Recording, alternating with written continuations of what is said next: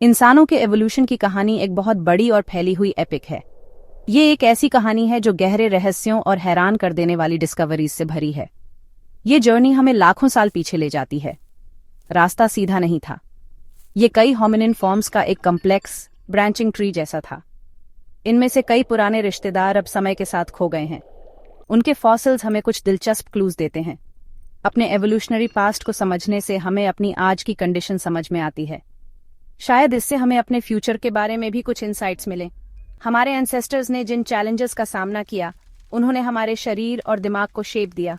उनके इनोवेशंस ने सिविलाइजेशन की नींव रखी। हर नया फॉसिल, हर पुराना डीएनए एनालिसिस इस उलझे हुए पजल में एक और पीस जोड़ता है।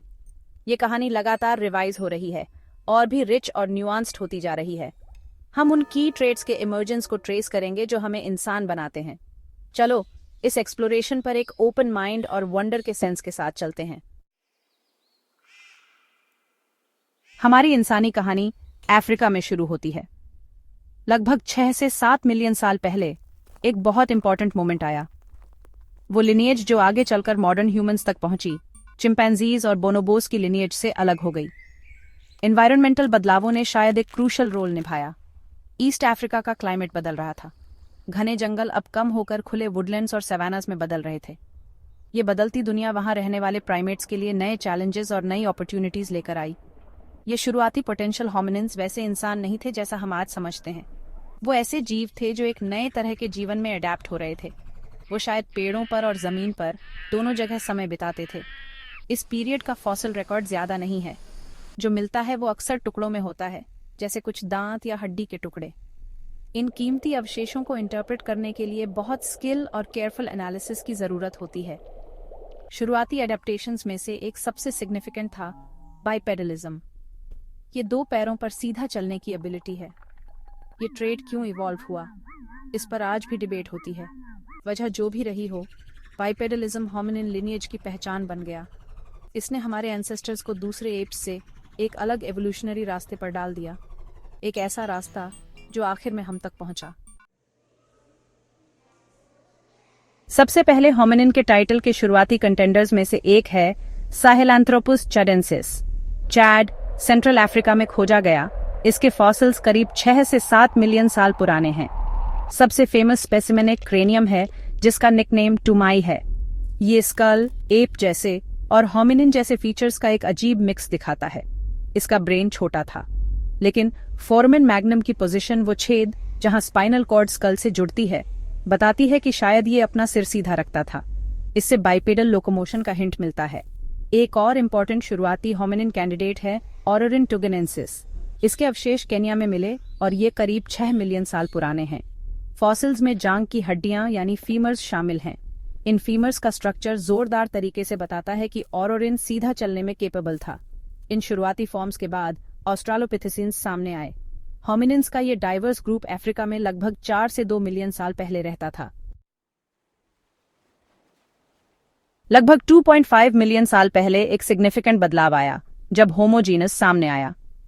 हमारे अपने जीनस का पहला वाइडली रिकॉग्नाइज्ड मेंबर था होमो हैबिलिस, जिसका मतलब है हैंडीमैन। ये नाम इसलिए दिया गया क्योंकि इसके फॉसिल्स अक्सर सिंपल स्टोन टूल्स के साथ पाए जाते थे।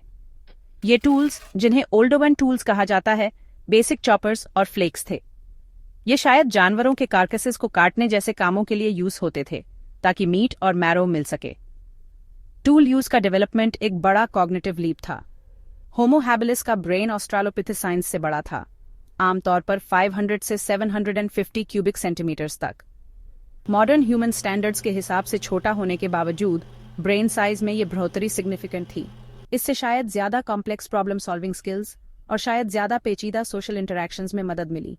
उनके दांत ऑस्ट्रालोपिथेकस से छोटे थे, जिससे पता चलता है कि उनकी डाइट में शायद ज्यादा मीट शामिल था। डाइट, टूल यूज और ब्रेन एक्सपेंशन के बीच का रिश्ता ह्यूमन एवोल्यूशन में ऑनगोइंग रिसर्च का एक फैसिनेटिंग एरिया है। होमो हैबिलिस का दिखना एडेप्टिव स्ट्रैटेजीज में एक बदलाव का सिग्नल देता है। सीखे हुए बिहेवियर और टेक्नोलॉजी पर यह निर्भरता होमोजीनस की एक डिफाइनिंग कैरेक्टरिस्टिक बन गई। पत्थर को टूल्स में शेप देने की एबिलिटी सिर्फ एक मैनुअल स्किल नहीं थी। ये सोच में बदलाव दुनिया के साथ इंटरैक्ट करने का एक नया तरीका दिखाती थी। ये इंजेन्युइटी फ्यूचर ह्यूमन एडवांसमेंट्स के लिए एक क्रिटिकल फाउंडेशन थी। सेक्शन 5 महाद्वीपों की यात्रा, होमो इरेक्टस का युग। होमो हैबिलिस के बाद एक नई और बेहद सक्सेसफुल होमिनिन स्पीसीज सामने आई, होमो इरेक्टस। अफ्रीका में लगभग 1.9 मिलियन साल पहले दिखने वाला होमो इरेक्टस, जिसका मतलब है अपराइट मैन, कई मायनों में अलग था। वो ज्यादा लंबे थे और उनके बॉडी प्रोपोर्शंस मॉडर्न ह्यूमंस से काफी मिलते जुलते थे। उनके ब्रेन्स होमो हैबिलिस से काफी बड़े थे, लगभग 800 से 1100 क्यूबिक सेंटीमीटर्स तक। इस बड़े ब्रेन कैपेसिटी ने यकीनन उनके बढ़े हुए बिहेवियरल कम्प्लेक्सिटी में योगदान दिया होगा। होमो इरेक्टस ह्यूमन एवोल्यूशन की कहानी में एक गेम चेंजर था, एक ऐसी स्पीसीज जिसने सचमुच अपनी किस्मत खुद बनानी शुरू कर दी। होमो इरेक्टस की सबसे शानदार अचीवमेंट्स में से एक थी अफ्रीका से बाहर फैलने की उसकी एबिलिटी। होमो इरेक्टस के फॉसिल्स जॉर्जिया, इंडोनेशिया और चाइना में पाए गए हैं। ये माइग्रेशन अफ्रीकन कॉन्टिनेंट से बाहर पहला बड़ा होमिनिन डिस्पर्सल दिखाता है। ज्यादा एडवांस्ड स्टोन टूल्स का डेवलपमेंट, जिन्हें एक्चुलियन टूल्स कहा जाता है, जिसमें कैरेक्टरिस्टिक हैंड एक्स भी शामिल है, होमो इरेक्टस से जुड़ा है। आग पर कंट्रोल एक और बड़ा इनोवेशन था जो पोटेंशियली होमो इरेक्टस से जुड़ा हो सकता है, हालांकि एग्जैक्ट टाइमिंग पर डिबेट है। आग से गर्मी, शिकारियों से प्रोटेक्शन, खाना पकाने का तरीका और सोशल गैदरिंग्स के लिए एक फोकल पॉइंट मिलता था। आग पर कंट्रोल होने से होमो इरेक्टस अफ्रीका के बाहर ठंडे क्लाइमेट्स में सर्वाइव कर पाया होगा। ये होमिनिन्स और उनके एनवायरनमेंट के बीच रिश्ते में एक गहरा बदलाव दिखाता है, सिर्फ नेचर के अधीन रहने से हटकर अपने फायदे के लिए उसे एक्टिवली शेप करना। सेक्शन 6 कजन से भरी दुनिया, ह्यूमन स्पीशीज का साथ साथ रहना। लगभग 50,000 साल पहले तक का पीरियड ह्यूमन प्री हिस्ट्री में एक फैसिनेटिंग टाइम था। यह दुनिया वैसी नहीं थी जिसमें सिर्फ एक ह्यूमन स्पीसीज रहती हो जैसी आज है, बल्कि कई अलग अलग तरह के इंसान धरती पर घूमते थे, कभी कभी एक ही इलाके में। इमेजिन करो एक ऐसा लैंडस्केप जहां अलग अलग होमिनिन ग्रुप्स रहते हों, हर एक के अपने यूनिक एडेप्टेशंस और शायद अपना अलग वे ऑफ लाइफ हो। ये डाइवर्सिटी एवोल्यूशन के ब्रांचिंग नेचर का सबूत है। हमारा फैमिली ट्री एक सीधी लाइन नहीं बल्कि कई ब्रांचेस वाली झाड़ी जैसा था। साथ साथ रहने के इस पीरियड को समझना हमें होमो सेपियंस को क्या यूनिक बनाता है, इस बारे में गहरी इंसाइट्स देता है। इन कंटेम्परेरी स्पीशीज में निएंडरथाल्स, होमो निएंडरथालेंसिस भी थे। वे लगभग 4 लाख से 40,000 साल पहले तक यूरोप और वेस्टर्न एशिया के कुछ हिस्सों में रहते थे। निएंडरथाल्स मजबूत कदकाठी के थे, आइस एज यूरेशिया के ठंडे क्लाइमेट्स के लिए वेल अडेप्टेड थे। उनके ब्रेन्स बड़े थे, अक्सर एवरेज मॉडर्न ह्यूमन ब्रेन्स से थोड़े बड़े। वे स्किल्ड हंटर्स थे, सोफिस्टिकेटेड टूल्स बनाते थे, आग का यूज करते थे और अपने मृतकों को दफनाते थे, जिससे किसी तरह के सिंबॉलिक बिहेवियर या रिचुअल का पता चलता है। लंबे समय तक निएंडरथाल्स को जंगली और कमाक्ल दिखाया गया, लेकिन मॉडर्न रिसर्च ने इन करीबी इंसानी रिश्तेदारों की एक कहीं ज्यादा न्यूआंस्ड पिक्चर पेश की है। एक और एनिग्मेटिक ग्रुप था डेनिसोवान्स का।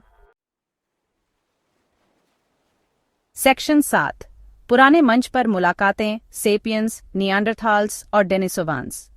जैसे ही होमो सेपियंस ने अफ्रीका से बाहर फैलना शुरू किया, शायद लगभग 1 लाख साल पहले या उससे भी पहले, उनका सामना इन दूसरी रेजिडेंट ह्यूमन स्पीशीज से जरूर हुआ होगा। इन मुलाकातों का नेचर कैसा था, ये इंटेंस साइंटिफिक इंटरेस्ट और डिबेट का सब्जेक्ट है। क्या ये इंटरैक्शन शांतिपूर्ण थे या हिंसक? क्या उनमें रिसोर्सेज के लिए कंपटीशन, कल्चरल एक्सचेंज या इंटरब्रीडिंग शामिल था? एविडेंस बताते हैं कि जवाब शायद अलग अलग समय और अलग अलग जगहों पर यह सब कुछ था। कहानी कॉम्प्लेक्स है, ये एक स्पीशीज के दूसरी को फौरन रिप्लेस करने की सिंपल कहानी नहीं है। ये ओवरलैप और इंटरैक्शन के लंबे पीरियड्स थे। जेनेटिक एविडेंस ने इंटरब्रीडिंग की हैरान कर देने वाली कॉन्फर्मेशन दी है। नॉन अफ्रीकन डिसेंट के कई मॉडर्न ह्यूमंस में निएंडरथाल डीएनए का एक छोटा परसेंटेज होता है, आमतौर पर लगभग 1 से 4%। इससे पता चलता है कि जब होमो सेपियंस यूरोप और एशिया में माइग्रेट हुए तो वे निएंडरथाल से मिले और उनके बच्चे हुए। इसी तरह, जैसा बताया गया, कुछ मॉडर्न ह्यूमन पॉपुलेशंस, खासकर ओशिएनिया और एशिया के कुछ हिस्सों में, डेनिसोवन डीएनए लेकर चलती हैं। ये जेनेटिक एक्सचेंजेस बताते हैं कि इन ह्यूमन ग्रुप्स के बीच की बाउंड्रीज पूरी तरह से रिजिड नहीं थीं। वे अलग अलग स्पीसीज थे, फिर भी फर्टल बच्चे पैदा करने में केपेबल थे, कम से कम कभी कभार। ये मेल जोल हमारी इस समझ में एक और लेयर जोड़ता है कि ये पुराने इंसान कौन थे। कल्चरल इंटरैक्शंस को आर्कियोलॉजिकल रिकॉर्ड से समझना ज्यादा मुश्किल है।